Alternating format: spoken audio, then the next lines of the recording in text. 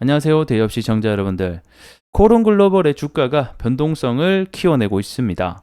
어제는 급등, 오늘은 급락의 어떤 모습을 보여주고 있는데 과연 무엇 때문에 이러한 변동성을 나타내는지 영상을 통해서 오늘 확인해 볼 수 있도록 하겠고, 저는 이 코론 글로벌의 주가의 상승의 핵심은 결국 이것이다라고 생각하는데 그게 무엇인지 영상 말미에서 함께 확인해 보시죠.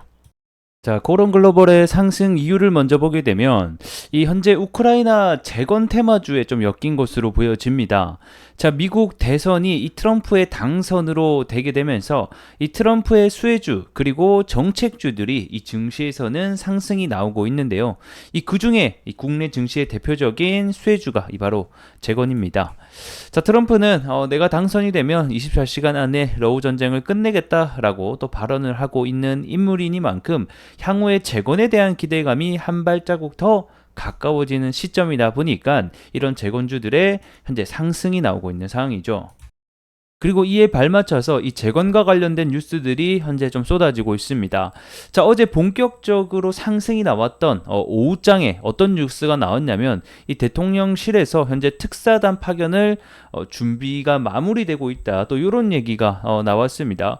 결국에는 우리나라 특사단 파견을 준비해서 간다라고 하면 어떤 얘기가 나오겠습니까? 분명히 이 재건과 관련된 얘기가 나올 수 있겠다라는 또 시장의 판단감이 들었지 않았나라고 생각이 들고, 무엇보다 이 코론 글로벌 같은 경우에는 작년에 윤석열 대통령과 함께 이 폴란드 공식 방문에 이 코론 글로벌이 같이 껴 있었습니다. 그러다 보니까 이번에도 특사관 파견을 준비해서 간다고? 그러면 작년처럼 코론 글로벌이 이번에도 좀 있지 않겠냐, 이러한 사람들의 심리가 같이 좀 반영이 되면서 주가의 상승이 올라오게 됐다, 이렇게 좀 보시면 될 것 같고요.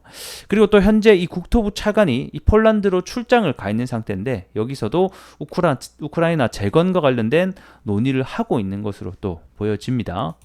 그래서 정리를 하게 되면 어제 오후 2시부터 오후장부터 급격하게 상승이 나온 이유가 결국에는 우리나라가 특사단 파견을 준비하고 있다라는 소식이 좀 함께 들려오면서 이 과거의 코론 글로벌이 이 윤 대통령과 함께 이 재건과 관련된 참석을 했던 건설 기업이다 보니까 이번에도 또 참여를 하지 않겠냐, 이러한 시장의 기대감이 함께 묻으면서 상승이 나왔다, 이렇게 좀 정리를 해보도록 하겠습니다.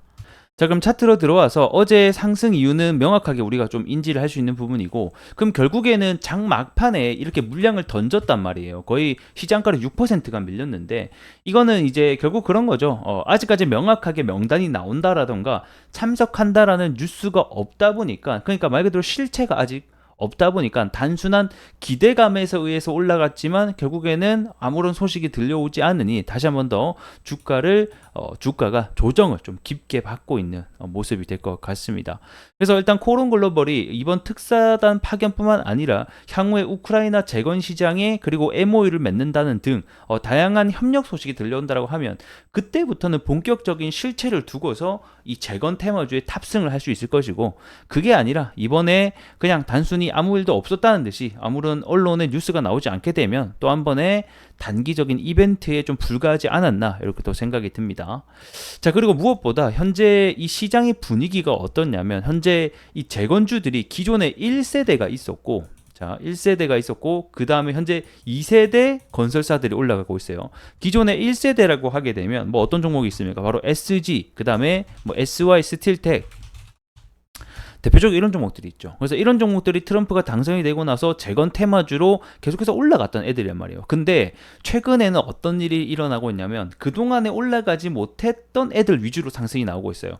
대표적으로 최근에는 범양건영이 현재 2연상을 찍고 오늘 좀 하락을 보여주는 모습도 있고, 자, 어제는 또 난강통건이 상한가를 찍고 오늘도 차익 실현의 매물에 또 밀리고 있고, 일성건설 역시 똑같은 모습을 보여주고 있고, 그리고 이제 삼부토건이 사실 약간 대장의 모습을 보여주고 있는데 현재 바닥에서부터 거의 3연상, 4연상에 가까운 모습을 보여주면서 이 그동안 올라가지 못했던 이런 중소형 건설사들 위주로 좀 대부분의 재건 테마로 엮이면서 상승이 나오고 있는 이런 시장의 분위기도 현재 코론 글로벌의 상승에 또 한몫을 했다, 이렇게 보시면 될 것 같습니다. 자, 그럼 코론 글로벌이 지속된 상승을 보여주기 위해서는 결국에는 첫 번째는 재건과 관련된 종목들이 상승 랠리가 지속이 되는가 이런 부분을 체크해 봐야 될 것 같고, 두 번째는 우크라이나 현지 기업과 뭐 다양한 MOU라든가 뭐 현지 업체 방문 이런 소식들이 들려줘야지만 다시 한번 더 좀 폭발적인 시세가 나타날 것 같고, 만약에 이러한 이슈가 없다라고 하면 주가는 또다시 원래 자리를 복귀할 가능성이 있지 않나 현재는 좀 이렇게 보고 있습니다. 일단 코론 글로벌이 저는 사실 이런 단기적인 이벤트보다는 캐시카우에 조금 더 집중을 해서 매출 다변화라던가 실적 향상을 이뤄내야지만 장기적으로 올라갈 수 있다라고 보여지는데요. 24년도 이 6월 달에 큰 상승을 일으킨 것도 사실 뭡니까? 이 대왕고래 프로젝트죠.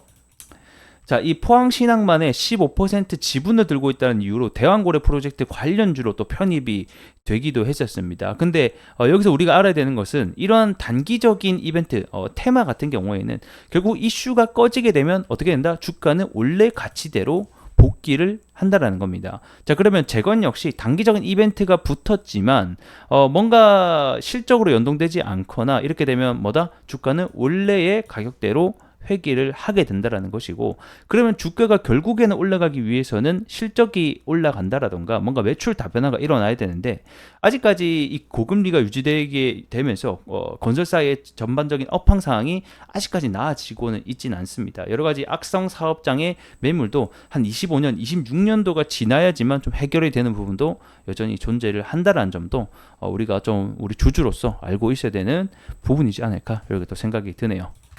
자, 오늘 영상은 여기서 좀 마무리를 해보도록 하겠고요. 전 또 다음 시간에 여러분들에게 인사드리도록 하겠습니다. 고맙습니다.